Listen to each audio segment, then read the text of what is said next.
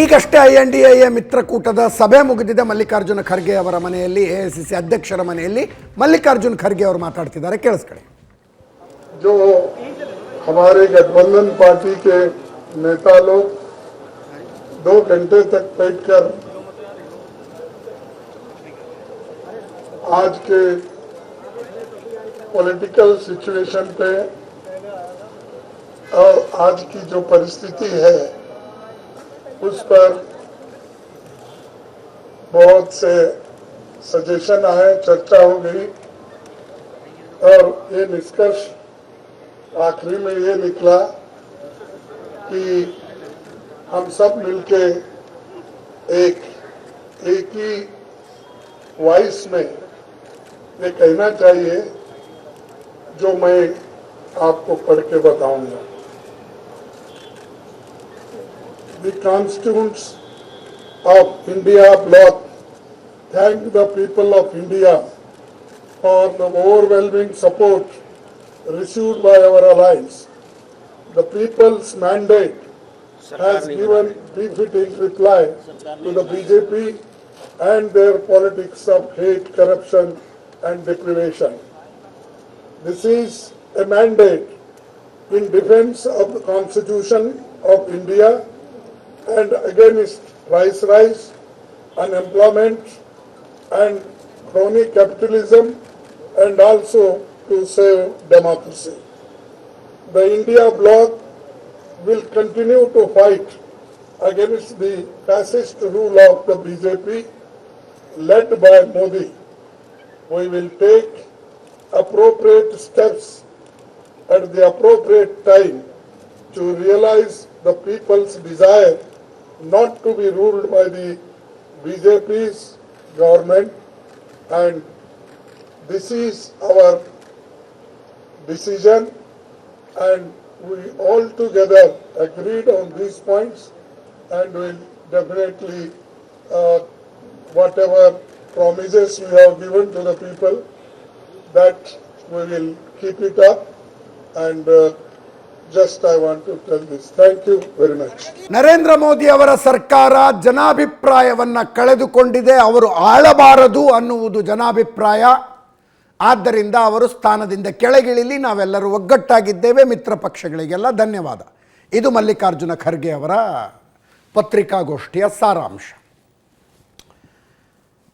ಬೆಳಗ್ಗೆ ಯಾರೋ suddenly message ಹಾಕಿದ್ರು ನನಗೆ. ಸುವರ್ಣ ನ್ಯೂಸ್ ಆನ್ ಮಾಡಿದ್ವಿ, ಸ್ಕ್ರೀನ್ ತುಂಬ ಏನೇನೋ ಮಾಹಿತಿಗಳು ಬರ್ತಾಯಿದ್ವು, ಬ್ಯಾಕ್ಗ್ರೌಂಡ್ ಧ್ವನಿಯಲ್ಲಿ ಎಲೆಕ್ಷನ್ ಅಪ್ಡೇಟ್ ಬರ್ತಾಯಿತ್ತು. ಧ್ವನಿ ಕೇಳಿದ್ರು ಮಲ್ಲಿಕಾರ್ಜುನ ಖರ್ಗೆ ಅವ್ರ ಧ್ವನಿ ಇದ್ದಂಗಿತ್ತು. ಆಶ್ಚರ್ಯ ಆಯ್ತು ನನಗೆ, ಮಲ್ಲಿಕಾರ್ಜುನ ಖರ್ಗೆ ಅವರು ಎಲೆಕ್ಷನ್ ಅಪ್ಡೇಟ್ ಕೊಡ್ತಾ ಇದ್ದಾರೆ ಸುವರ್ಣ ನ್ಯೂಸ್ನಲ್ಲಿ ಅಂತ. ಅವ್ರು ನನ್ನ ಧ್ವನಿ ಜೊತೆ ಕನ್ಫ್ಯೂಸ್ ಮಾಡ್ಕೊಂಡ್ರು. ಮಲ್ಲಿಕಾರ್ಜುನ್ ಖರ್ಗೆ ಅವರ ಧ್ವನಿ ಒಂಚೂರು ಹಸ್ಕಿ ಇದೆ, ನಂದಿ ಕೇಳಿಸ್ತಾ ಇದೆಯಲ್ಲ ಹಾಗೆ.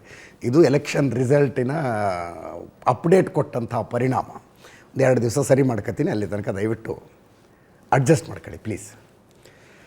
ರಿಸಲ್ಟ್ ನೋಡಿದ್ರಿ, ಅದರ ಫಾಲೋ ಅಪ್ ರೀತಿಯಲ್ಲಿ ಇವತ್ತಿನ ಹಲವು ಬೆಳವಣಿಗೆಗಳಿದ್ವು.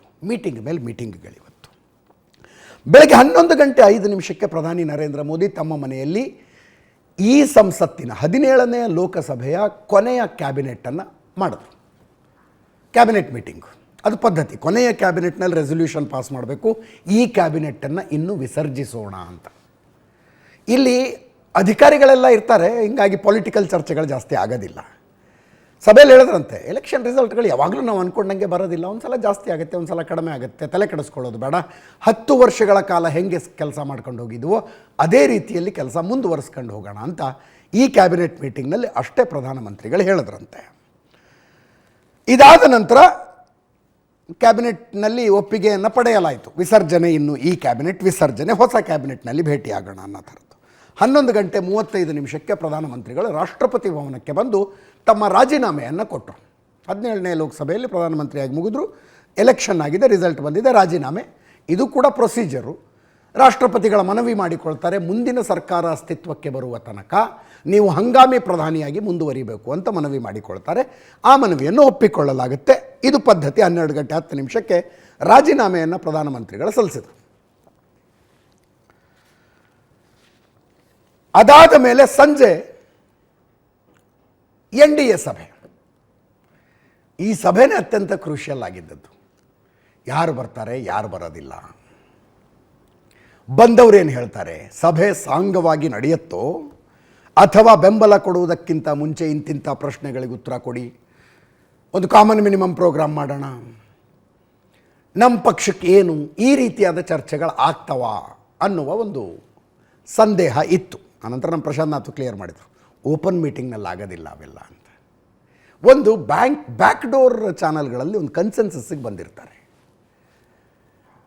ಫೋನ್ನಲ್ಲಿ ಮಾತಾಡಿರ್ತಾರೋ ಅಥವಾ ಬಿ ಜೆ ಪಿ ಕಡೆಯಿಂದ ಒಬ್ಬರು ಯಾರೋ ಪ್ರತಿನಿಧಿ, ಅವರ ಕಡೆಯಿಂದ ಒಬ್ಬ ಪ್ರತಿನಿಧಿ ಯಾವುದೋ ಒಂದು ಜಾಗದಲ್ಲಿ ಕೂತ್ಕೊಂಡು ಒಂದು ಲಾರ್ಜರ್ ಪಿಕ್ಚರ್ನಲ್ಲಿ ಒಂದು ಕನ್ಸೆನ್ಸಸ್ಸಿಗೆ ಬಂದಿರ್ತಾರೆ. ಅದಾದ ನಂತರ ಮೀಟಿಂಗ್ ಆಗುತ್ತೆ. ಮೀಟಿಂಗ್ನಲ್ಲಿ ಕೊನೆಯಲ್ಲಿ ಒಂದು ಫೋಟೋ ಆಪರ್ಚುನಿಟಿ, ಫೋಟೋ ತೆಗೆಸ್ಕೊಳ್ಳೋದು, ಅದು ದೇಶಕ್ಕೆ ಸಂದೇಶ, ಇಷ್ಟು ಜನ ನೋಡಿ ನಾವು ಒಟ್ಟಿಗೆ ಇದ್ದೀವಿ ಅಂತ. ಟೆಕ್ನಿಕಲಿ ಆಮೇಲೆ ಬೇರೆ ಬೇರೆ ಇರ್ತವೆ. ಇವತ್ತು ಒಂದು ಹೆಜ್ಜೆ ಮುಂದೆನೇ ಹೋದ್ರಿ ಇವರು. ಇಷ್ಟು ಜನ ಇದ್ರಲ್ಲ, 15 ಪಕ್ಷಗಳ 21 ಜನ ಇದ್ದರು. ಬಿ ಜೆ ಪಿ ಕಡೆಯಿಂದ Modi, J P Nadda, Rajnath Singh, Amit Shah, J D ಎಸ್ನಿಂದ ಕುಮಾರಸ್ವಾಮಿ ಅವರು ಕರ್ನಾಟಕದಿಂದ ಹೋಗಿದ್ದರು.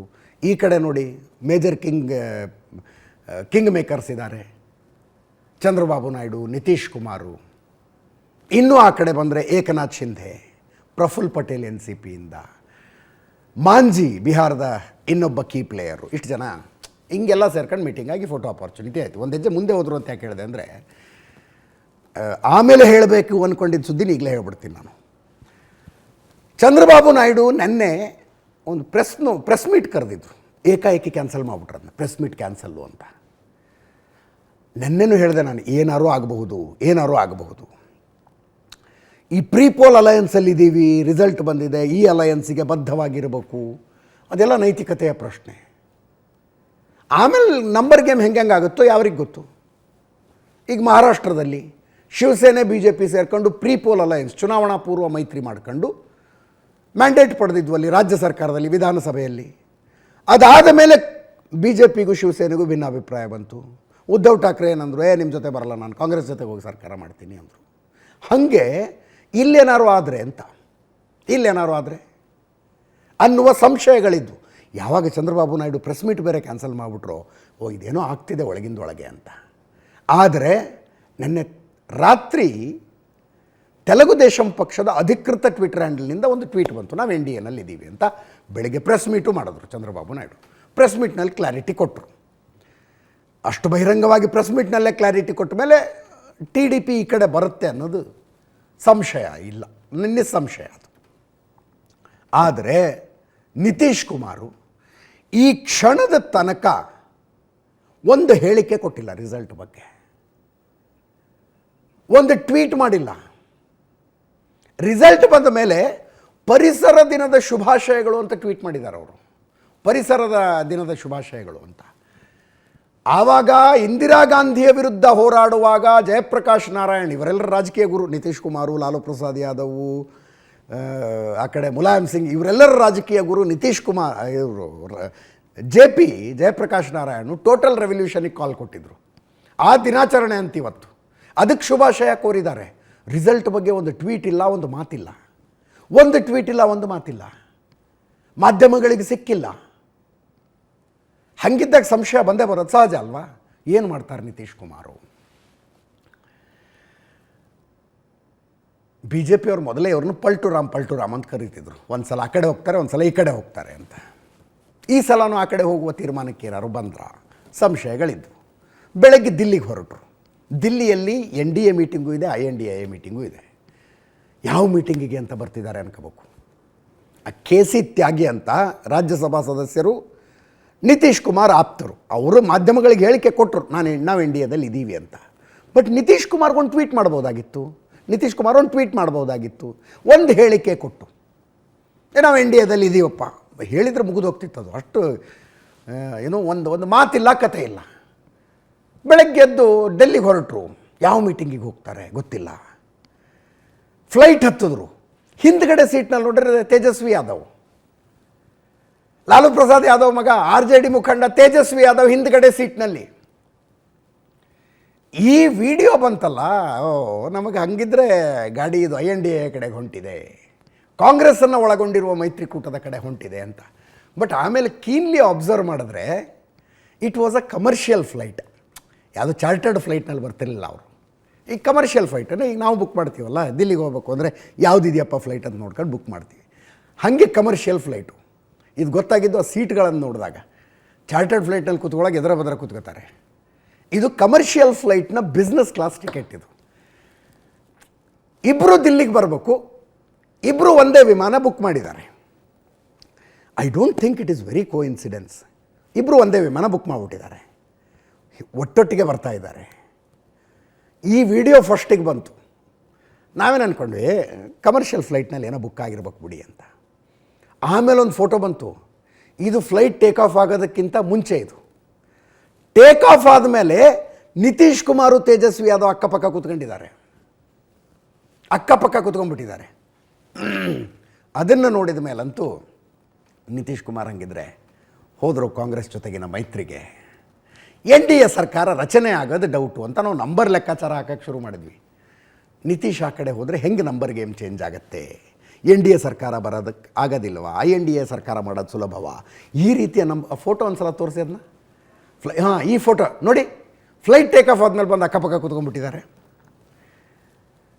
ಬದ್ಧ ರಾಜಕೀಯ ವಿರೋಧಿಗಳು. ಎಷ್ಟು ತಿಂಗಳ ಹಿಂದಿನ ತನಕ ಅವ್ರದ್ದು 3-4 ತಿಂಗಳ ಹಿಂದಿನ ತನಕ ಅವರ ಜೊತೆಗಿನ ಮೈತ್ರಿಯಲ್ಲೇ ಇದ್ದಂಥವ್ರು ಬಿಟ್ಟು ಬಂದು BJP ಜೊತೆಗಿನ ಮೈತ್ರಿ NDA ಸೇರ್ಕೊಂಡ್ರು. ಆ್ಯಕ್ಚುಲಿ INDA ಸೃಷ್ಟಿಗೆ ಕಾರಣಕರ್ತರಾದಂಥವ್ರು ನಿತೀಶ್ ಕುಮಾರ್. ಲಾಸ್ಟ್ ಇಯರ್ ಜೂನ್ನಲ್ಲಿ ಪಾಟ್ನಾದಲ್ಲಿ ಫಸ್ಟ್ ಮೀಟಿಂಗ್ ಮಾಡಿ ಹಿಂಗೆ ಇದ್ದರೆ ಮೋದಿನ ಸೋಲ್ಸೋದಕ್ಕಾಗೋದಿಲ್ಲ, ಬನ್ನಿ ನಾವೆಲ್ಲ ಒಗ್ಗಟ್ಟಾಗೋಣ ಅಂತ ಸೇರಿಸ್ಕೊಂಡ್ರು. ಆದರೆ ಅವರಿಗೆ INDA ಮೈತ್ರಿಕೂಟದ ಕನ್ವೀನಿಯರ್ ಆಗಬೇಕಾಗಿತ್ತು. ಕಾಂಗ್ರೆಸ್ ಒಪ್ಪಲಿಲ್ಲ, ಬೇರೆ ಬೇರೆ ಪಕ್ಷಗಳು ಒಪ್ಪಲಿಲ್ಲ ಅಂತ ಬಿಟ್ಟು ಈ ಕಡೆ ಬಂದರು. ಈ ಕಡೆ ಬಂದಿದ್ದು ನೋಡಿ, ಈಗ ಈಸ್ ದ ಕಿಂಗ್ ಮೇಕರ್. ಹಾಗೆ ರಾಜಕಾರಣದಲ್ಲಿ ಯಾವಾಗ ಏನು ಬದಲಾಗುತ್ತೋ ಹೇಳೋದಕ್ಕೆ ಬರೋದಿಲ್ಲ. ಒಟ್ಟಿನಲ್ಲಿ ಫ್ಲೈಟ್ ಟೇಕ್ ಆಫ್ ಆಗೋದಕ್ಕಿಂತ ಮುಂಚೆ ಹಿಂದೆ ಮುಂದೆ ಸೀಟ್ನಲ್ಲಿ ಕೂತಂಥವ್ರು ಟೇಕ್ ಆಫ್ ಆದಮೇಲೆ ಅಕ್ಕಪಕ್ಕದ ಸೀಟ್ನಲ್ಲಿ ಕೂತ್ಕೊಂಡ್ರು. ಮತ್ತು ಡೌಟ್ ಬರೋಕ್ಕೆ ಶುರುವಾಯಿತು, ಇವರ ಕಾರುಗಳು ಎಲ್ಲಿಗೆ ಹೋಗಿ ನಿಂತ್ಕೊಳ್ತಾವೆ ಅನ್ನೋದು ಕನ್ಫರ್ಮ್ ಆಗೋ ತನಕ ಏನೂ ಹೇಳಕ್ಕೆ ಬರೋದಿಲ್ಲ ಅಂತ. ಏರ್ಪೋರ್ಟ್ನಲ್ಲಿ ಇಬ್ಬರು ಹೊರಗೆ ಬಂದರು. ನಿತೀಶ್ ಕುಮಾರ್ ಒಂದು ಮಾತು ಮಾತಾಡಲಿಲ್ಲ. ತೇಜಸ್ವಿ ಯಾದವ್ ಏನಿಲ್ಲ, ಅದು ಇದು ರಾಜಕೀಯ ಮಾತಾಡೋದು ಅಷ್ಟೇ ಅಂದರು. ಆಮೇಲೆ ಕಾರು, ಈಗ ನಿತೀಶ್ ಕುಮಾರ್ ಗಾಡಿ ಹತ್ಕೊಂಡು ಮೋದಿ ಮನೆ ಕಡೆ ಹೋದರೆ NDAದಲ್ಲಿದ್ದಾರೆ ಅಂತ, ಹಾಗೆ ಗಾಡಿ ಖರ್ಗೆ ಅವ್ರ ಮನೆ ಕಡೆ ತಿರುಗಿಬಿಟ್ರೆ ಆ ಒಂದು ಕುತೂಹಲ ಇತ್ತು. ಅಂತಿಮವಾಗಿ ಇಲ್ಲ ಮೋದಿ ಮನೆಗೆ ಬಂದರು ಅಂತ. ಅಲ್ಲಿಗೆ ಸಂಶಯಗಳ ಬಗೆಹರಿದು. ಅಷ್ಟು ಏನೋ ನಿತೀಶ್ ಕುಮಾರ್ ಅವರ ನಡೆ ಇವತ್ತು ಟೆನ್ಷನ್ ಕೊಟ್ಬಿಡ್ತು. ಆಮೇಲೆ ಮೋದಿ ಅವರ ಮನೆಯಲ್ಲಿ NDA ಮಿತ್ರಕೂಟದ ಸಭೆ ನಡೀತು. 15 ಪಕ್ಷಗಳ 21 ನಾಯಕರು. ಮೋದಿ, JP ನಡ್ಡಾ, ರಾಜನಾಥ್ ಸಿಂಗ್, ಅಮಿತ್ ಶಾ BJPಯಿಂದ ಇದ್ದರು. ಚಂದ್ರಬಾಬು ನಾಯ್ಡು, ನಿತೀಶ್ ಕುಮಾರ್, ಏಕನಾಥ್ ಶಿಂದೆ, HD ಕುಮಾರಸ್ವಾಮಿ, ಚಿರಾಗ್ ಪಾಸ್ವಾನ್, ಜಿತನ್ ರಾಮ್ ಮಾಂಜಿ, ಪವನ್ ಕಲ್ಯಾಣ್, ಸುನೀಲ್ ತಾಟ್ಕರ್, ಅನುಪ್ರಿಯಾ ಪಟೇಲ್, ಜಯಂತ್ ಚೌಧರಿ, ಪ್ರಫುಲ್ ಪಟೇಲ್, ಪ್ರಮೋದ್ ಬೋರೋ, ಅತುಲ್ ಬೋರಾ, ಇಂದ್ರಹ್ಯಾಂಗ್ ಸುಬ್ಬಾ, ಸುದೇಶ್ ಮಹತೋ, ರಾಜೀವ್ ರಂಜನ್ ಸಿಂಗ್, ಸಂಜಯ್ ಝಾ. JDUನ ಸಂಜಯ್ ಝಾ ಅವರು ಕಾಂಗ್ರೆಸ್ನಲ್ಲಿ ಒಬ್ಬರಿದ್ದಾರೆ, ಕನ್ಫ್ಯೂಸ್ ಮಾಡ್ಕೋಬೇಡಿ. ಇಷ್ಟು ಜನ ನಾಯಕರುಗಳು ಸೇರಿಕೊಂಡು ಸಭೆ ಮಾಡಿದ್ರು. ಸಭೆಯಲ್ಲಿ ಎಲ್ಲರೂ 2-2 ನಿಮಿಷ ಮಾತಾಡಿ ಅಂದ್ರಂತೆ. ಮೋದಿಯವರು ಎಲ್ಲರೂ ಮಾತಾಡಿದ್ದಾರೆ. ಅದಾದಮೇಲೆ ತಾವು ಒಂದು 5 ನಿಮಿಷ ಮಾತಾಡಿದ್ರಂತೆ. ತಾವೊಂದು 5 ನಿಮಿಷ ಮಾತಾಡಿದ್ದಾರೆ. ಮಾತನಾಡಿದ ನಂತರ ಎಲ್ಲದಕ್ಕಿಂತ ಮುಂಚೆ ನಿತೀಶ್ ಕುಮಾರೇ ಹೇಳಿದ್ರಂತೆ, ಸಭೆಯ ಒಳಗಡೆಯಿಂದ ಬಂದ ಸುದ್ದಿ, ತಡ ಮಾಡೋದು ಬೇಡ, ಬೇಗ ಗೌರ್ಮೆಂಟ್ ಫಾರ್ಮೇಷನ್ ಮುಗಿಸ್ಬಿಡೋಣ ಅಂದ್ರಂತೆ. ಅದಕ್ಕೆ ನಾಯ್ಡು ಅವರು ಹೌದೌದು ಕರೆಕ್ಟು, ಇನ್ಯಾಕೆ ಲೇಟು, ಮಾಡಿ ಮುಗಿಸ್ಬಿಡೋಣ ಅಂದಿದ್ದಾರೆ. ಉಳಿದವರೆಲ್ಲರೂ ಸರಿ ಅಂದಿದ್ದಾರೆ.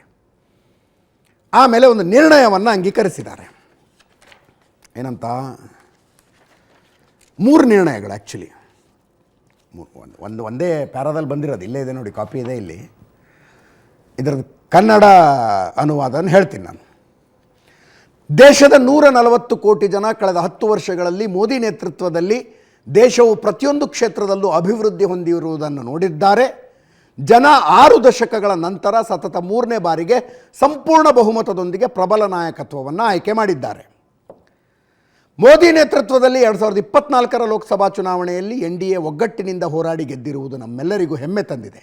NDA ನಾಯಕ ನರೇಂದ್ರ ಮೋದಿ ಅವರನ್ನು ನಾವೆಲ್ಲರೂ ಸರ್ವಾನುಮತದಿಂದ NDA ನಾಯಕನನ್ನಾಗಿ ಆಯ್ಕೆ ಮಾಡುತ್ತೇವೆ. ದೇಶದ ಅಭಿವೃದ್ಧಿಗಾಗಿ NDA ಕೆಲಸ ಮುಂದುವರಿಸಲಿದೆ. ಮೋದಿ ನೇತೃತ್ವದ NDA ಸರ್ಕಾರ ಭಾರತದ ಬಡವರು, ಮಹಿಳೆಯರು, ಯುವಕರು, ರೈತರು, ಶೋಷಿತ, ವಂಚಿತ ಮತ್ತು ತುಳಿತಕ್ಕೊಳಗಾದ ನಾಗರಿಕರ ಸೇವೆಗೆ ಬದ್ಧವಾಗಿದೆ. ಭಾರತದ ಸರ್ವತೋಮುಖ ಅಭಿವೃದ್ಧಿಗಾಗಿ ಜನರ ಜೀವನ ಮಟ್ಟ ಸುಧಾರಿಸುವ ನಿಟ್ಟಿನಲ್ಲಿ NDA ಸರ್ಕಾರವು ಕೆಲಸ ಮುಂದುವರಿಸುತ್ತದೆ. ಈ ನಿರ್ಣಯವನ್ನು ಜೂನ್ 5, 2024ರಂದು ನವದೆಹಲಿಯಲ್ಲಿ ಸರ್ವಾನುಮತದಿಂದ ಅಂಗೀಕರಿಸಲಾಯಿತು ಅಂತ ಬರೆದು ಎಲ್ಲರದು ಸೈನ್ ತಗೊಂಡಿದ್ದಾರೆ. ಈಗ ಇದೆ ನರೇಂದ್ರ ಮೋದಿಯವರಿಗೆ ಚಾಲೆಂಜು ಅನ್ನೋದು ಇನ್ನು ಮುಂದೆ. ಅವರ ರಾಜಕೀಯ ಬದುಕಿನಲ್ಲಿ ಈ ಎಕ್ಸ್ಪೀರಿಯನ್ಸ್ ಇಲ್ಲ.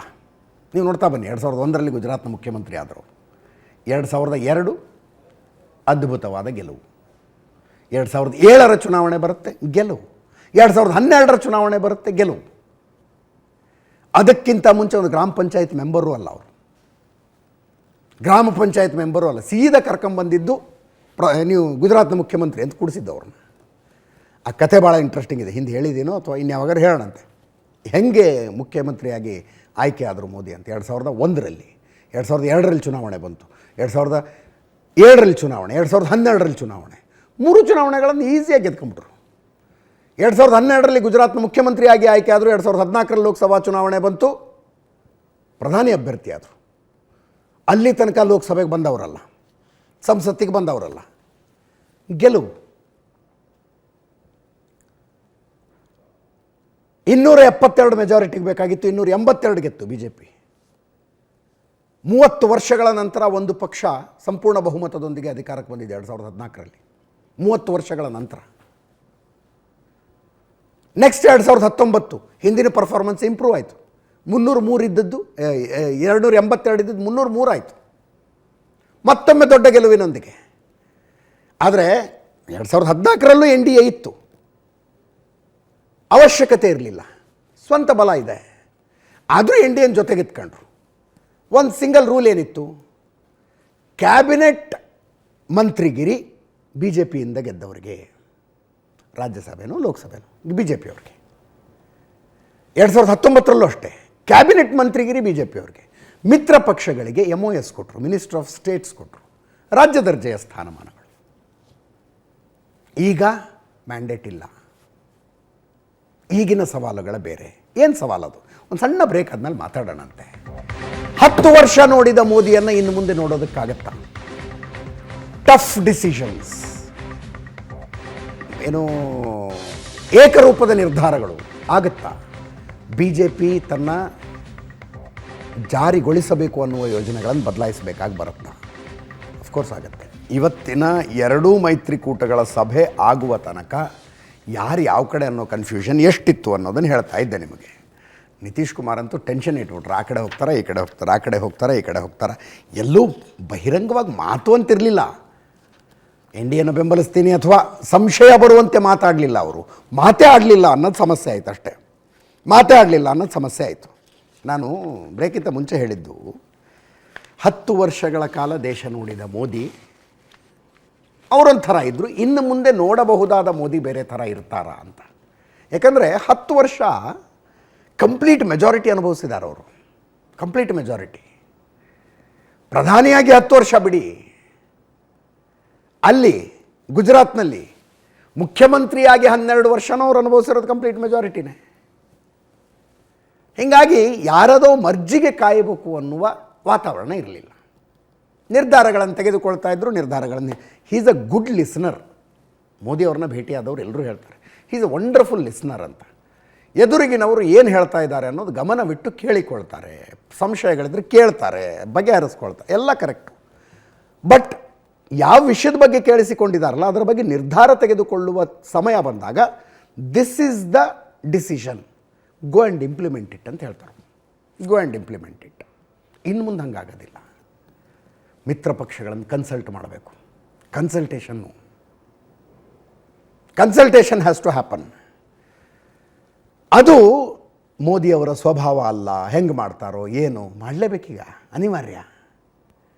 ಜೊತೆಗೆ ಈಗ ಮೊದಲನೇ ಅವಧಿಯಲ್ಲಿ ಆರ್ಟಿಕಲ್ 370 ಅಬ್ರೋಗೇಟ್ ಮಾಡಿದ್ರು. BJP ತನ್ನ ಪ್ರಣಾಳಿಕೆಯಲ್ಲಿ ನಿರಂತರವಾಗಿ ಹೇಳಿಕೊಂಡು ಬರ್ತಾ ಇದ್ದಂಥ ವಿಷಯ ಅದು, ಆರ್ಟಿಕಲ್ 370 ಅಬ್ರೋಗೇಷನ್. BJP ಹುಟ್ಟಿದ್ದೇ ಅದಕ್ಕೆ ಬಿಡಿ. ಕಾಶ್ಮೀರಕ್ಕೆ ವಿಶೇಷ ಸ್ಥಾನಮಾನ ಕೊಟ್ಟಿದ್ದನ್ನು ವಿರೋಧಿಸಿ ಅಲ್ವಾ BJP ಹುಟ್ಕೊಂಡಿದ್ದು, ಮೂಲ ಜನತಾ ಪಾರ್ಟಿ ಹುಟ್ಕೊಂಡಿದ್ದು. ಅದನ್ನು ಮೊದಲನೇ ಅವಧಿಯಲ್ಲಿ ಮಾಡಿ ಮುಗಿಸಿದ್ರು. ಆಮೇಲೆ ಟ್ರಿಪಲ್ ತಲಾಖನ್ನು ಕ್ರಿಮಿನಲೈಸ್ ಮಾಡಿತ್ತು. ಕೊಡಂಗಿಲ್ಲ, ತಲಾಕ್ ಅಂದು ಹೆಂಡ್ತಿದ್ದು ಬಿಡಂಗಿಲ್ಲ ಅಂತ. That was there in there, ಪ್ರಣಾಳಿಕೆಯಲ್ಲಿ ಇದ್ದದ್ದು. ರಾಮ ಮಂದಿರ ಕಳೆದ ಅವಧಿಯಲ್ಲಿ ಉದ್ಘಾಟನೆ ಮಾಡಿದ್ರು ಅದನ್ನು. ಜನವರಿ 22ನೇ ತಾರೀಕು ಅಕಸ್ಮಾತ್ ರಾಮ ಮಂದಿರ ಉದ್ಘಾಟನೆ ಮಾಡಿದೆ 3ನೇ ಟರ್ಮಲ್ಲಿ ಮಾಡೋಣ ಅಂದ್ಕೊಂಡಿದ್ರೆ ಈ ಟರ್ಮ್ನಲ್ಲಿ ಮಾಡೋಕ್ಕಾರು ಆಗ್ತತ್ತೋ ಇಲ್ಲೋ, ಹಿಂಗೆ ತೀರ್ಪು ಬಂದಿದ್ದರೆ ಇರಲಿ, ಅವರ ಪ್ರಣಾಳಿಕೆಯಲ್ಲಿದ್ದಂಥ ವಿಷಯ ಮಾಡಿ ಮುಗಿಸಿದ್ರು. ಈ ಟರ್ಮ್ನಲ್ಲಿ ಮೋದಿ ಯೂನಿಫಾರ್ಮ್ ಸಿವಿಲ್ ಕೋಡ್ ತರ್ತಾರೆ ಅಂತ ದೊಡ್ಡ ಚರ್ಚೆ ಇತ್ತು. ಈಗ ಅದು ಕಷ್ಟ ಏನು ಅಸಾಧ್ಯ ಅಂದರೂ ಅನ್ನಬಹುದು. ನಿತೀಶ್ ಕುಮಾರ್ ಅದು ಬೇಡ ಅಂತಾರೆ, ಯೂನಿಫಾರ್ಮ್ ಸಿವಿಲ್ ಕೋಡ್ ಬೇಡಪ್ಪ, ನಾವು ಒಪ್ಪೋದಿಲ್ಲ. ಚಂದ್ರಬಾಬು ನಾಯ್ಡುನೂ ಹೇಳ್ಬೋದು ಬೇಡ, ಅದು ಯಾಕೆ ಬೇಕೀಗ? ರೈತ ಕಾನೂನುಗಳನ್ನು ತಂದು ಏನು ವಾಪಸ್ ತಗೊಂಡಿದ್ರಲ್ಲ, ಅದನ್ನು ಬೇರೆ ಯಾವುದಾದ್ರೂ ಸ್ವರೂಪದಲ್ಲಿ ಇಂಟ್ರಡ್ಯೂಸ್ ಮಾಡೋ ಪ್ರಯತ್ನ ಮಾಡಬಹುದು ಅಂತಿತ್ತು. ವಿಪಕ್ಷಗಳವರು, ಮಿತ್ರ ಪಕ್ಷಗಳವರು ಅಡ್ಡ ಬರ್ತಾರೆ, ಮಾಡೋಕ್ಕೆ ಬಿಡೋದಿಲ್ಲ ನಾವು ಅಂತಾರೆ. ಅಥವಾ ಅದೇನೋ NRC ಅಂತ ಥರ ಕೊಟ್ಟಿದ್ರಲ್ಲ, ಅದು ಬೇಡ, ಅದನ್ನು ನಿಲ್ಲಿಸ್ಬಿಡಿ ಅಂದರೆ. ಇಂಥ ಸಿಚುವೇಶನ್ ಬಂದರೆ ಮೋದಿ ಹೆಂಗೆ ಹ್ಯಾಂಡಲ್ ಮಾಡ್ತಾರೆ ಅನ್ನೋದು ಪ್ರಶ್ನೆ. ವಾಜಪೇಯಿ ಮಾಡ್ತಿದ್ರು ಅದನ್ನು. ವಾಜಪೇಯಿಗೆ ಬಿಡಿ ಪಾಪ, ಏನು ಸ್ವಂತ ಬಲದ ಮೇಲೆ ಅಧಿಕಾರ ನಡೆಸೋ ಅವಕಾಶನೇ ಸಿಗಲಿಲ್ಲ ಅವ್ರಿಗೆ. ಅವರು ಮಿತ್ರ ಪಕ್ಷಗಳನ್ನು ಕಟ್ಕೊಂಡು ಎಣಗಿದ್ದು ಅಷ್ಟೇ ಎಣಗ್ಬಿಟ್ರು. ಬಟ್ ವಾಜಪೇಯಿ ಅವರಿಗಿದ್ದಂಥ ಆ ಎಕ್ಸ್ಪೀರಿಯನ್ಸು ನರೇಂದ್ರ ಮೋದಿ ಅವರಿಗಿಲ್ಲ. ಈ ನರೇಂದ್ರ ಮೋದಿ ಹೆಂಗಿರ್ತಾರೆ ಅನ್ನೋದು ಪ್ರಶ್ನೆ. ಈಗ ತುಂಬ ಕನ್ಸಲ್ಟೇಷನ್ನು, ತುಂಬ ಚರ್ಚೆಗಳು, ಅದಿರೋದು ಕುತೂಹಲ. ಎಲ್ಲರನ್ನೂ ವಿಶ್ವಾಸಕ್ಕೆ ತಗೊಳ್ಬೇಕು. ಅದರ ಜೊತೆಗೆ ನೀವು ನೋಡಿ, ಮೊದಲನೇ ಸಲ ಗೆದ್ದಾಗ, 2ನೇ ಸಲ ಗೆದ್ದಾಗ, ಪ್ರಧಾನಮಂತ್ರಿಯಾಗಿ ಆಯ್ಕೆಯಾದಾಗ ಕ್ಯಾಬಿನೆಟ್ ಹೆಂಗಿರ್ತಿತ್ತು? ಕೆಲವೊಂದಷ್ಟು ಇನ್ಫ್ರಾಸ್ಟ್ರಕ್ಚರಲ್ ಡಿಪಾರ್ಟ್ಮೆಂಟ್ಗಳಿಗೆ ಪಕ್ಷದವ್ರಿಗೆ ಕೊಟ್ರಪ್ಪ. ನಿತಿನ್ ಗಡ್ಕರಿ, ರಕ್ಷಣಾ ಸಚಿವ ರಾಜನಾಥ್ ಸಿಂಗು ಹಿಂಗೆ ಕೊಟ್ಟರು. ಬಟ್ ಬೇರೆ ಇದ್ವಲ್ಲ, where an expertise is needed, ಅಲ್ಲಿ ಆಯಾ ಪ್ರೊಫೆಷನ್ ಇದ್ದವ್ರನ್ನ ತಂದುಬಿಟ್ರು. ಉದಾಹರಣೆಗೆ ವಿದೇಶಾಂಗ ಸಚಿವರು ಯಾರು? ಜೈಶಂಕರ್ ಯಾರು? ರಿಟೈರ್ಡ್ IFS ಆಫೀಸರು, ಅಮೆರಿಕದಲ್ಲಿ ಭಾರತಕ್ಕೆ ರಾಯಭಾರಿಯಾಗಿದ್ದವರು. ಅವ್ರನ್ನ ತಂದರು. ಹರ್ದೀಪ್ ಸಿಂಗ್ ಪುರಿಯನ್ನು ತಂದರು, ಇನ್ನೊಬ್ಬ ಅಧಿಕಾರಿ, ರಿಟೈರ್ಡ್ ಅಧಿಕಾರಿ. ಅವ್ರನ್ನ ಪೆಟ್ರೋಲಿಯಂ ಸಚಿವರನ್ನಾಗಿ ಮಾಡಿದ್ರು. ಹೀಗೆ ರೈಲ್ವೆ ಸಚಿವರನ್ನಾಗಿ ಮಾಡಿದ್ದು ಅಶ್ವಿನ್ ವೈಷ್ಣವ್ರನ್ನ. ಈ ರೀತಿಯಾದಂಥ ಎಕ್ಸ್ಪಿರಿಮೆಂಟ್ಗಳನ್ನು ಮಾಡೋದಕ್ಕೆ ಲೆಗ್ ಸ್ಪೇಸ್ ಇತ್ತು. ಯಾರೋ ಒಬ್ಬ ಮನುಷ್ಯ ಇದ್ದಾನೆ, ಅವನು ತನ್ನ ಇಲಾಖೆಯಲ್ಲಿ ಚೆನ್ನಾಗಿ ಕೆಲಸ ಮಾಡಿದ್ದಾನೆ, ಅವನ್ನ ಕರ್ಕೊಂಡು ಬಂದು ನಾವು ಮಿನಿಸ್ಟ್ರ್ ಮಾಡಿದ್ರೆ ಹೆಂಗೆ? ಅವನು ಚುನಾವಣೆ ಗೆಲ್ಲೋದಕ್ಕಾಗೋದಿಲ್ವ, ಬಿಡಿ ರಾಜ್ಯಸಭೆಗೆ ತಂದು ತರೋಣಂತೆ. ಇಂಥದ್ದನ್ನು ಮಾಡುವುದಕ್ಕೆ ಅವಕಾಶ ಇತ್ತು. ಈಗ ಕನ್ಸಲ್ಟೇಷನ್ ಆಗಬೇಕು. ಅದರ ಜೊತೆಗೆ ನಾನು ಆವಾಗಲೇ ಹೇಳ್ತಾ ಇದ್ದೆ, ಆವಾಗಲೂ ಮೈತ್ರಿ ಇತ್ತು 2014ರಲ್ಲಿ ಗೆದ್ದಾಗ, 19ರಲ್ಲಿ ಗೆದ್ದಾಗ. ಆದರೆ ಮಿತ್ರ ಪಕ್ಷಗಳ ಅನಿವಾರ್ಯತೆ ಇರಲಿಲ್ಲ. ಮಿತ್ರ ಪಕ್ಷಗಳನ್ನು ಜೊತೆಗಿಟ್ಕೊಳ್ಬೇಕು ಅಂತ ಆ ಪಕ್ಷಗಳಿಗೆ ಏನು ಕೊಡ್ತಿದ್ರು? ಮಿನಿಸ್ಟರ್ ಆಫ್ ಸ್ಟೇಟ್ಸ್ ಕೊಡ್ತಿದ್ರು, MOS ಕೊಡ್ತಿದ್ರು, ರಾಜ್ಯ ಖಾತೆ ಸಚಿವರವರೆಲ್ಲ. ಕ್ಯಾಬಿನೆಟ್ಗೆ ಅದು ಪ್ಯೂರ್ಲಿ ಮೋದಿ ಡಿಸ್ಕ್ರಿಷನ್ ಆಗಿರ್ತಿತ್ತು, ಯಾರು ಇರಬೇಕು ಯಾರು ಇರಬಾರ್ದು ಅಂತ. ಇನ್ನು ಹಂಗೆ ಮಾಡೋದಕ್ಕಾಗೋದಿಲ್ಲ. ಈಗ ಮಿತ್ರ ಪಕ್ಷಗಳವ್ರು ಕ್ಯಾಬಿನೆಟ್ನಲ್ಲೂ ಇರಬೇಕೀಗ, ತಗೊಳ್ಳೇಬೇಕಾಗತ್ತೆ. ಆವಾಗ ಮೋದಿ ಬಯಕೆಯ ಕ್ಯಾಬಿನೆಟ್ಟು ಅನ್ನೋದಕ್ಕಾಗೋದಿಲ್ಲ. ಅದನ್ನು ಮೋದಿ ತಮಗೆ ಬೇಕಾದವ್ರನ್ನ ಚೂಸ್ ಮಾಡ್ಕೊಂಡಿದ್ದಾರೆ ಅಂತ.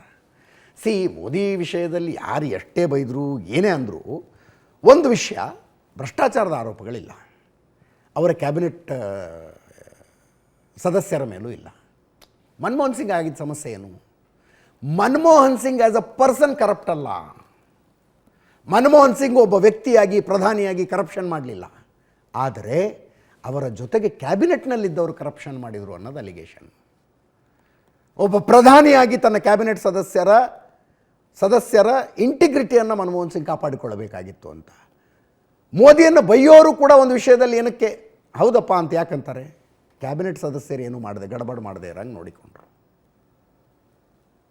ಇನ್ನು ಮುಂದೆ ಅದಾಗುತ್ತಾ? ಈಗ JDUನವ್ರು ಯಾರೋ ಒಬ್ಬರು ಬಂದು ಕ್ಯಾಬಿನೆಟ್ ಮಿನಿಸ್ಟರ್ ಆಗ್ತಾರೆ. ಅವರ ನಿರ್ಣಯಗಳಲ್ಲಿ ಮೋದಿ ಅಂದರೆ ಪ್ರೈಮ್ ಮಿನಿಸ್ಟರ್ ಆಫೀಸು ದಿನ ಬೆಳಗಾದರೆ ಮುಗು ತೋರಿಸೋದಕ್ಕೆ ಶುರು ಮಾಡಿದರೆ ಮೈತ್ರಿಯಲ್ಲಿ ಬಿರುಕಾಗತ್ತೆ.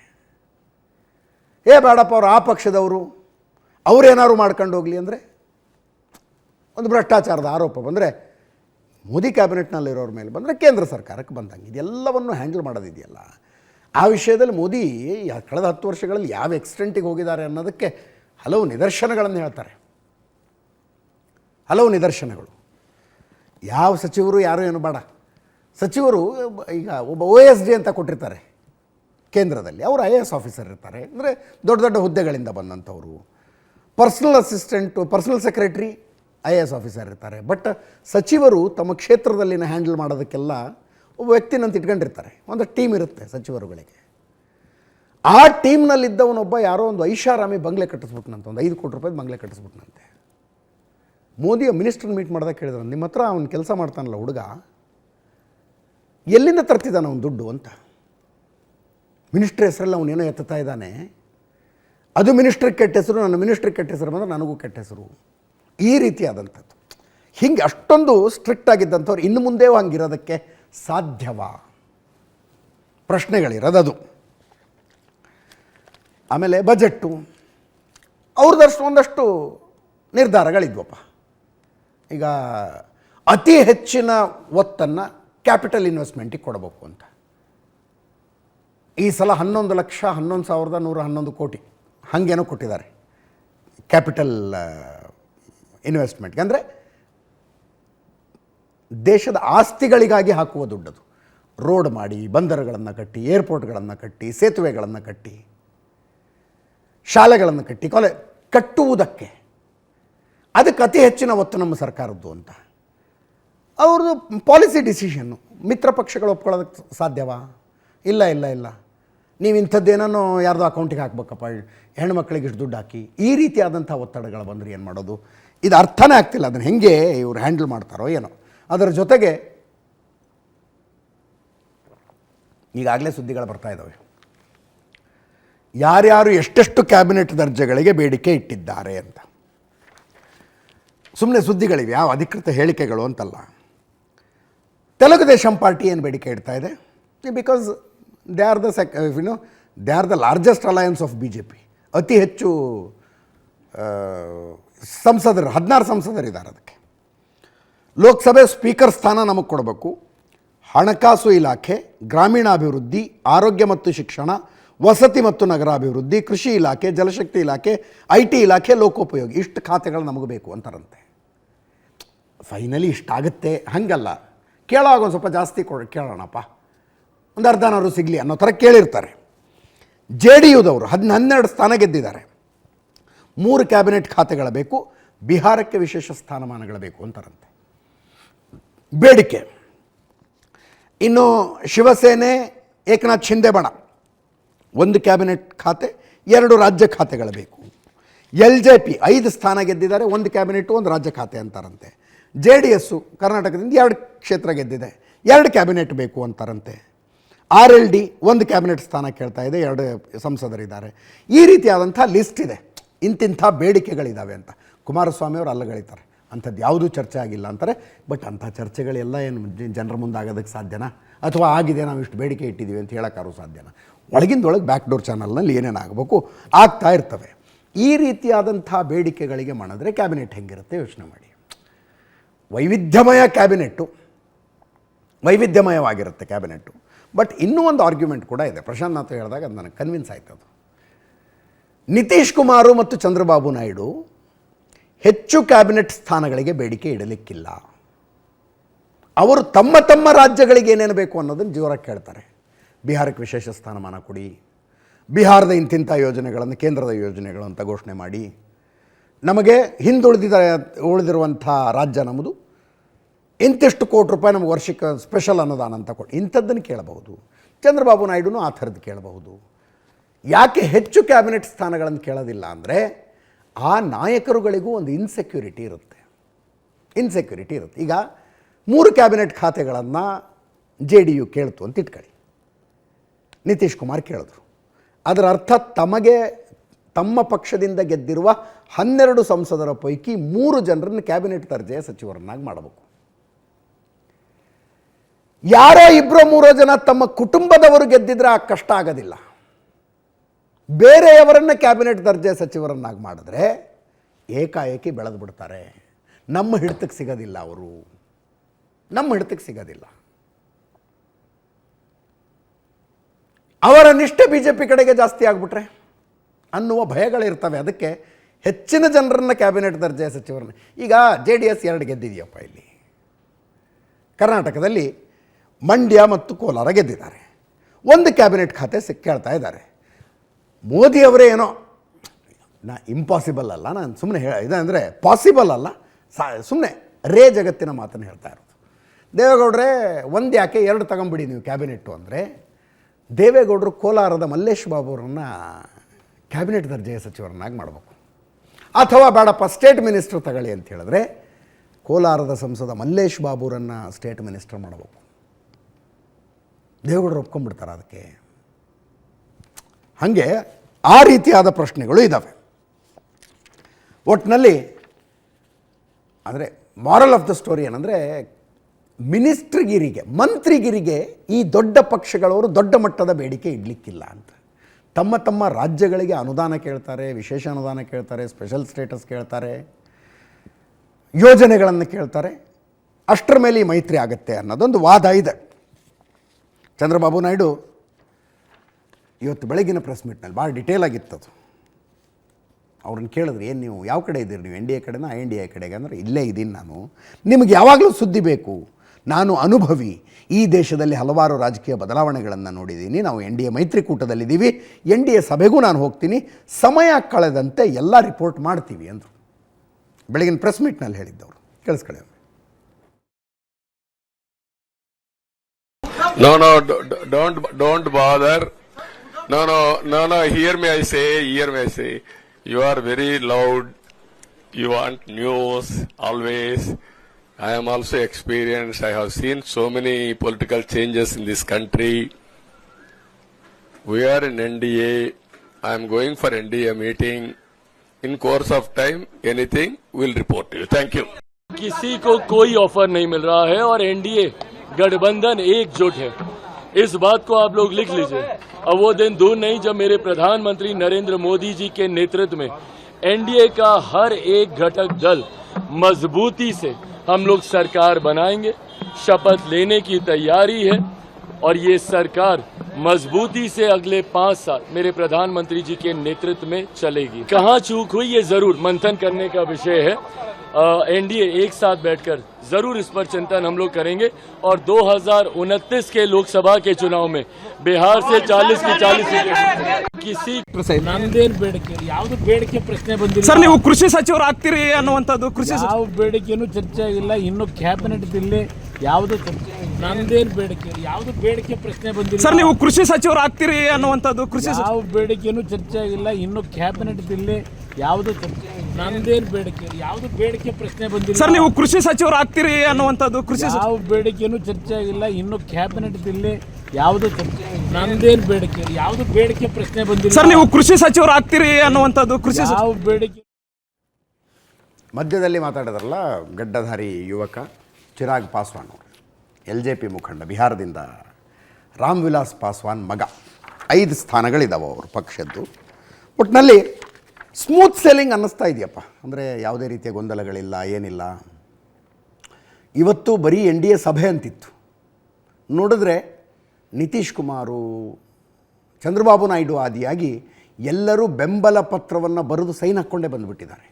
ನಮ್ಮ ಬೆಂಬಲ ನಿಮಗಿದೆ ಅಂತ ಬರೆದು ಸೈನ್ ಹಾಕ್ಕೊಂಡು ಬಂದುಬಿಟ್ಟಿದ್ದಾರೆ. ಅದೊಂದು ಇಂಪಾರ್ಟೆಂಟು. ಅದೇನಾಯಿತು, 1999 ವಾಜಪೇಯಿ ಪ್ರಧಾನಿಯಾಗಿದ್ದರು. 13 ತಿಂಗಳ ಸರ್ಕಾರ ನಡೆದಿತ್ತು. ಯಾವುದೋ ವಿಷಯಕ್ಕೆ ಜಯಲಲಿತಾಗೆ ಸಿಟ್ಟು ಬಂತು, ಸರ್ಕಾರ ಬೆಳೆಸ್ಬೇಕಿಲ್ಲ ಅಂತ. ಅವ್ರು ಇಂಡಿಯಾದಲ್ಲಿದ್ದರು ಅವಾಗ, AIADMKದ ಜಯಲಲಿತಾ. ಅವ್ರು ಬಂದು ಕಾಂಗ್ರೆಸ್ನವ್ರಿಗೆ ಹೇಳಿದ್ರು, ಕಾಂಗ್ರೆಸ್ನವ್ರಲ್ಲಿ ಎಷ್ಟು ಜನ ಇದ್ದೀವಿ ನಾವು ಅಂತ ಲೆಕ್ಕ ಹಾಕಿದ್ರು. ಒಂದು ಪ್ರಯತ್ನ ಪಟ್ಟರೆ ಬೀಳಿಸ್ಬೋದು ವಾಜಪೇಯಿ ಸರ್ಕಾರನ ಅಂತ ಬಂತು.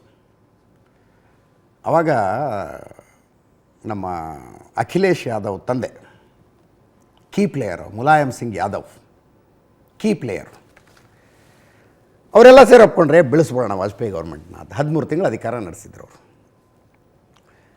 ಎಲ್ಲರೂ ಸೇರಿ ಒಂದು ಮತ, ವಿಶ್ವಾಸ ಮತಕ್ಕೆ 1 ವೋಟ್ ಕಡಿಮೆ ಆಯಿತು ಅಷ್ಟೇ ವಾಜಪೇಯಿಗೆ. 1 ಓಟ್ನಲ್ಲಿ ಸರ್ಕಾರ ಬಿದ್ದೋಗ್ಬಿಡ್ತು.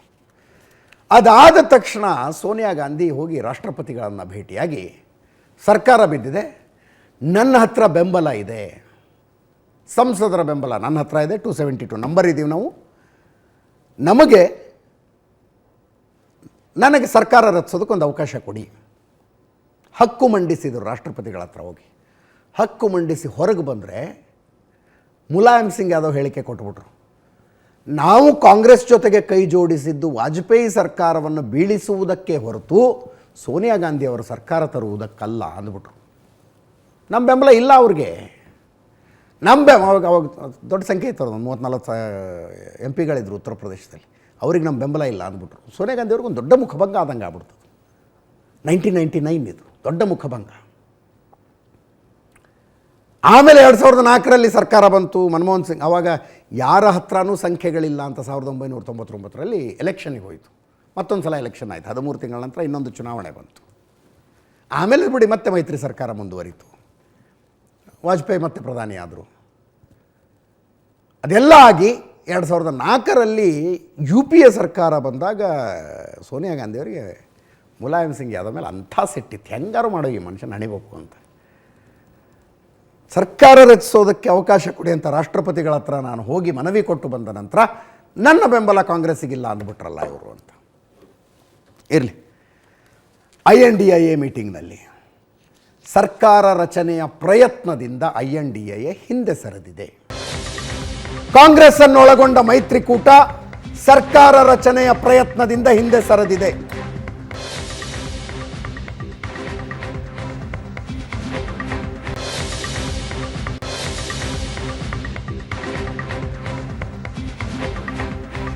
ಅದೊಂದು ನಿರ್ಧಾರಕ್ಕೆ ಬರ್ತಾರಲ್ಲ, ರಚನಾತ್ಮಕ ವಿರೋಧ ಪಕ್ಷವಾಗಿ ಕೆಲಸ ಮಾಡ್ತೀವಿ ಅಂತ, ಅಂಥ ನಿರ್ಧಾರಕ್ಕೆ ಬಂದಿದ್ದಾರೆ.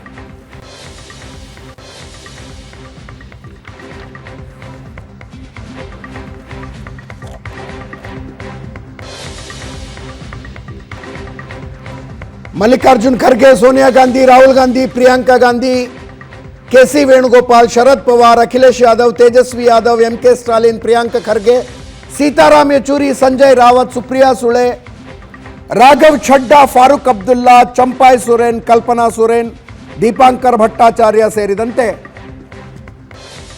ಹಲವು ಹಿರಿಯ ಮುಖಂಡರು ಭಾಗವಹಿಸಿದ್ರಿ ಸಭೆಯಲ್ಲಿ. ಚರ್ಚೆಯ ನಂತರ NDA ಮೈತ್ರಿಕೂಟ ಗಟ್ಟಿ ಆಗ್ತಾ ಇದೆ. ಇನ್ನು ಸರ್ಕಾರ ರಚಿಸುವ ಪ್ರಯತ್ನ ಬೇಡ ಅಂತ ಹೇಳಿದ್ರು. ಆ್ಯಕ್ಚುಲಿ ನೆನ್ನೆ ಶರದ್ ಪವಾರು ನಿತೀಶ್ ಕುಮಾರ್ ಮತ್ತು ಚಂದ್ರಬಾಬು ನಾಯ್ಡುರನ್ನು ಸಂಪರ್ಕಿಸಿದ್ದಾರೆ. ನಿತೀಶ್ ಕುಮಾರ್ಗೆ ನಮ್ಮ ಜೊತೆಗೆ ಬನ್ನಿ, ಉಪಪ್ರಧಾನಿ ಮಾಡ್ತೀವಿ ಅಂತ ಆಫರ್ ಕೊಟ್ಟಿದ್ದಾರೆ.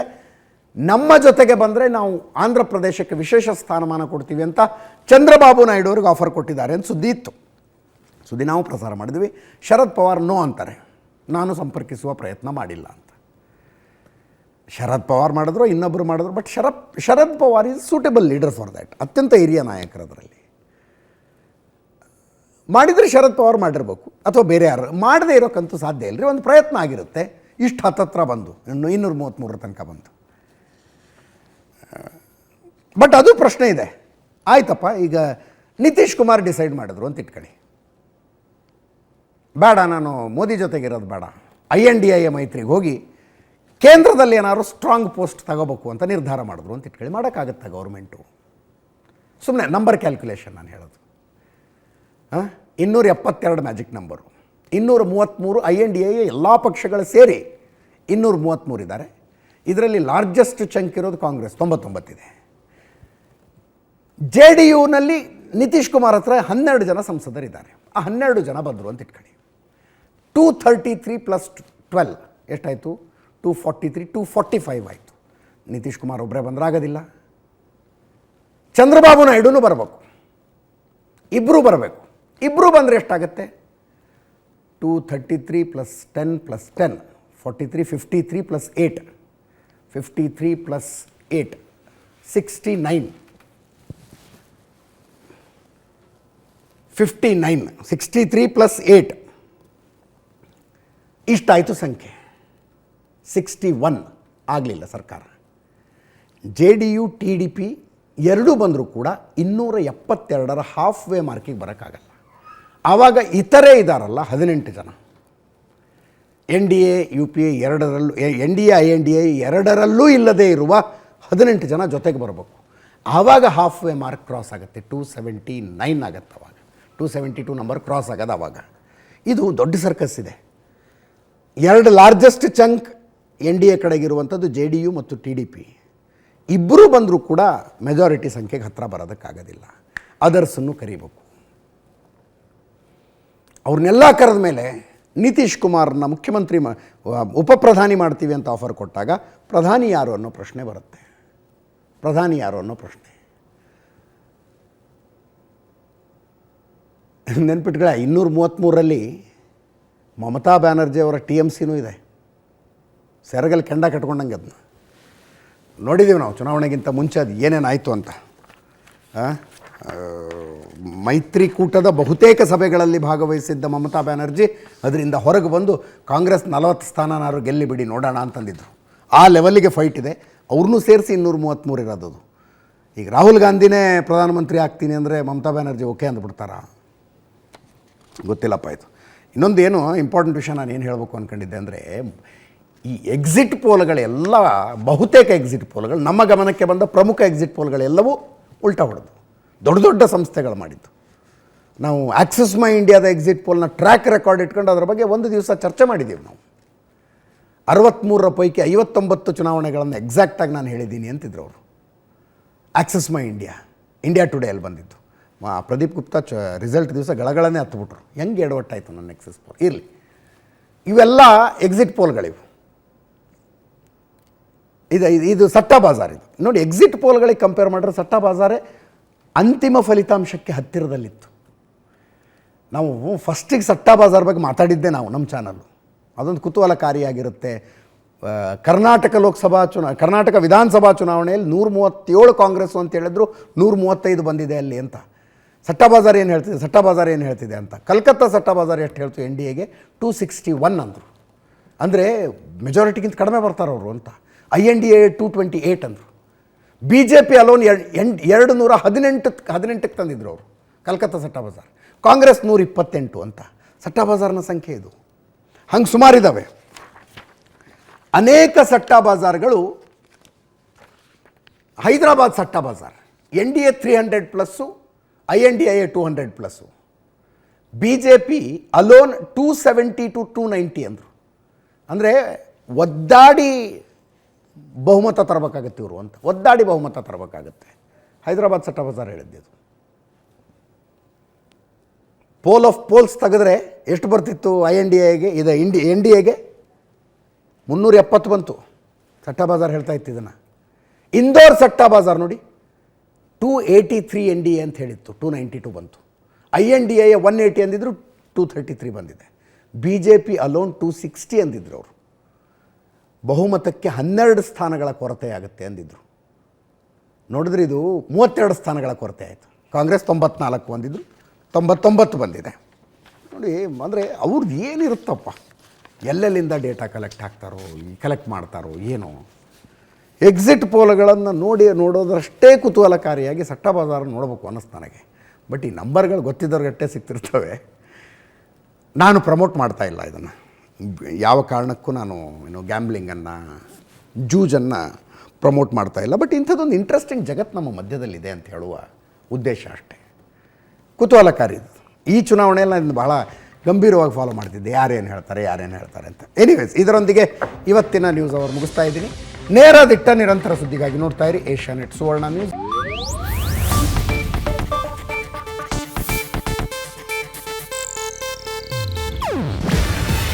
ಇದು ಏಷ್ಯಾನೆಟ್ ನ್ಯೂಸ್ ನೆಟ್ವರ್ಕ್ ಪ್ರಸ್ತುತಿ. ನೀವು ನೋಡ್ತಿದ್ದೀರಾ ಏಷ್ಯಾನೆಟ್ ಸುವರ್ಣ ನ್ಯೂಸ್.